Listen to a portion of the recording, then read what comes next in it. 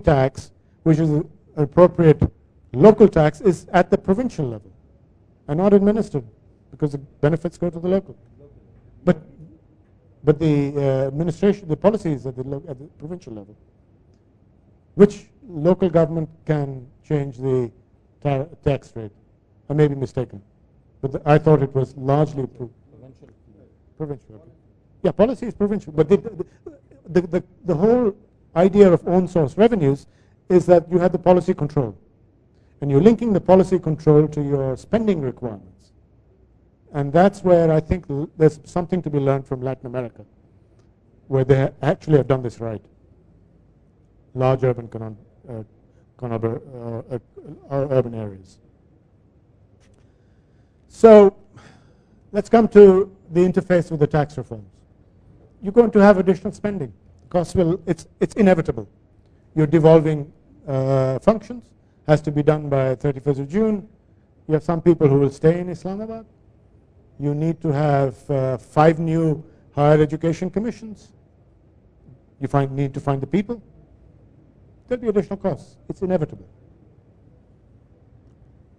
And then this applies right across the board. An example of higher education, just one example. But everything that is being devolved will lead to higher costs. It's a transitional issue. But in the transitional issue, you're in the middle of a crisis. There isn't any money for what we are currently spending. And you're handing out these additional costs, passing them down to provinces. And Dr. Gulfraz was a member of the NFC, and additional share of the consolidated pool was given to the provinces. On the assumption, and this was Shaukat Tareen's mistake, it was an assumption in his mind and in discussion, it was never written down, that there would be a VAT.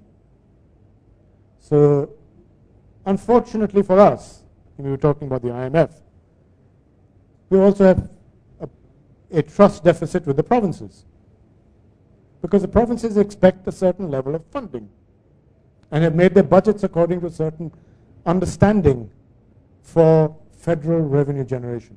That hasn't happened, and it's not going to happen. And you're giving them more functions on top of that.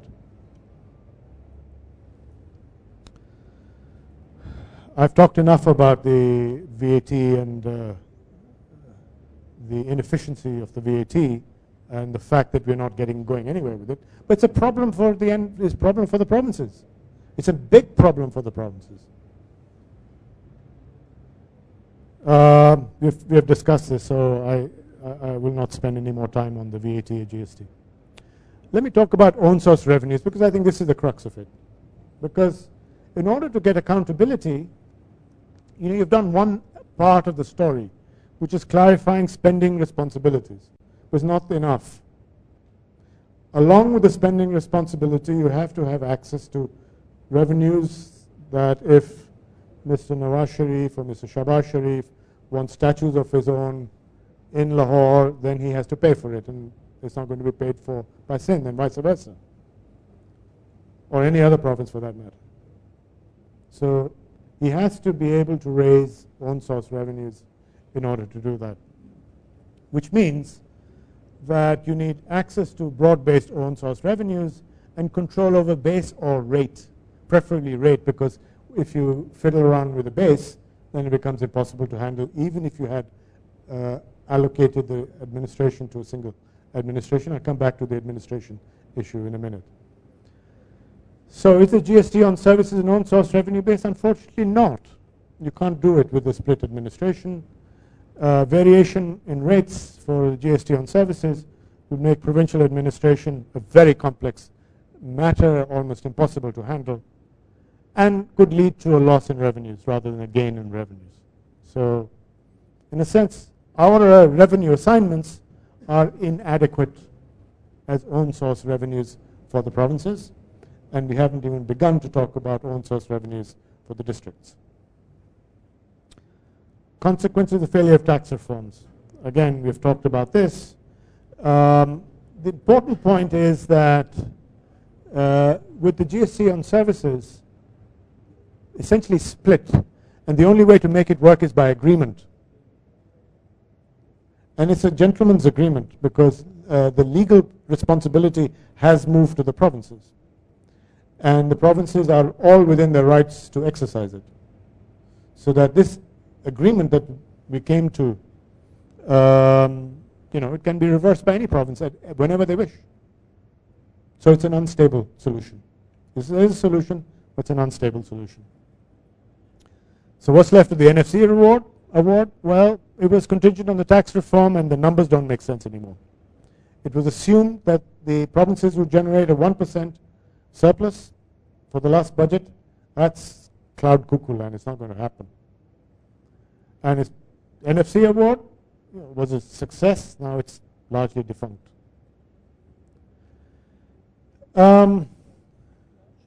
Defunct in a sense, it's gone. The basis is gone. We talked about the FBR. I think that's a problem. I think the provinces will not trust the FBR. And there is a mistrust of the FBR, which is underlying the hesitancy of Sindh. I think all the other provinces had agreed to let the FBR implement an integrated VAT, and that was indeed the position as of May 2010. Sindh disagreed, and that opened the Pandora's box, and then other provinces said, well, if Sindh can disagree, well, why can't we? The problem is that even Sindh can't implement it. It'll take years, 3 years at the national level to administer VAT properly. At the provincial level, with this base, it's impossible. No other country's tried it.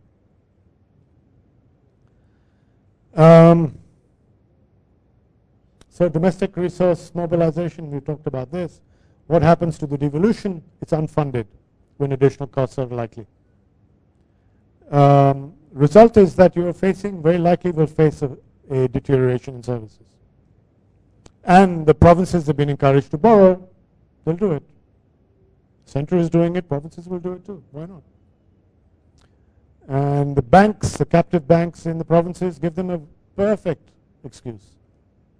And these are mistakes that were made in Latin America, which led to the imposition, very tough fiscal responsibility legislation, particularly in the Brazilian and the Mexican states. We don't have them. Should revenue assignments be revisited? Yes. And I think that's part of the work agenda that we need to address straight away.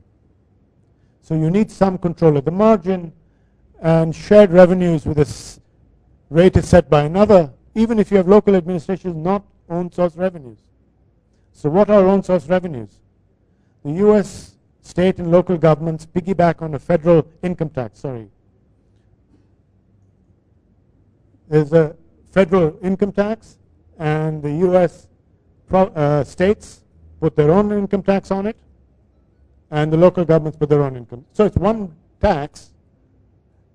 De facto, you have 3 levels piggybacking on it, setting their own rates. So piggybacking arrangements on the income tax is actually a good basis. Unfortunately, we have split the base. So in order to get the piggybacking, I would suggest that we go back to what we said in the last session, and I think Faisal had pointed that out. You need to tax income wherever it arises as income. And then you allow provinces to piggyback on the whole base. That gives you a proper base. And local governments can also then piggyback up to a certain percentage point on that base. No administrative costs. 0 administrative costs. All you do is you have rate setting powers. Why not try it? It will allow you to tax agriculture. You want to tax agriculture as income? This is the way to do it. But it will require some agreement with the provinces. It can be done by agreement. It doesn't have to be done by constitutional amendment, though, of course, constitutional amendment would be preferable in the medium term.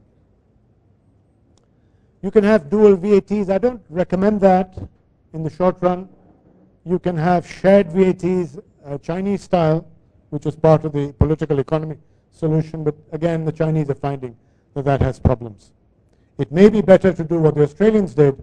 You put the entire VAT into the pool and use the equalization framework for the efficient generation of the VAT.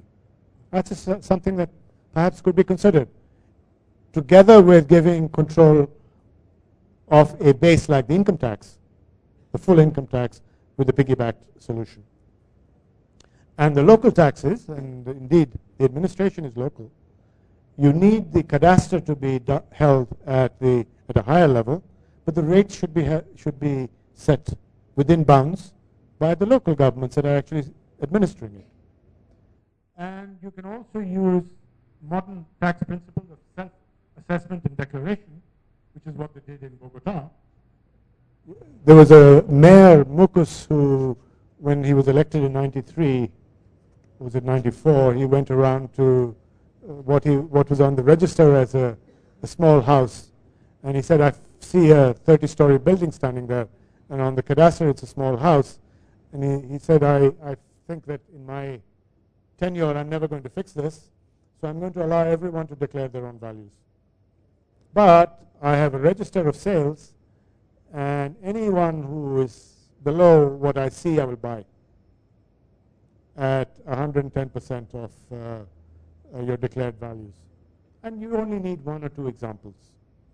And the revenue performance in Bogota, and that's now being copied elsewhere, has been astonishing. It really has. So, there's a lot of talk about taxing property.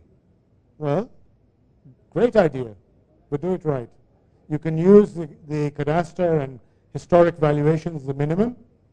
You must pay that at least.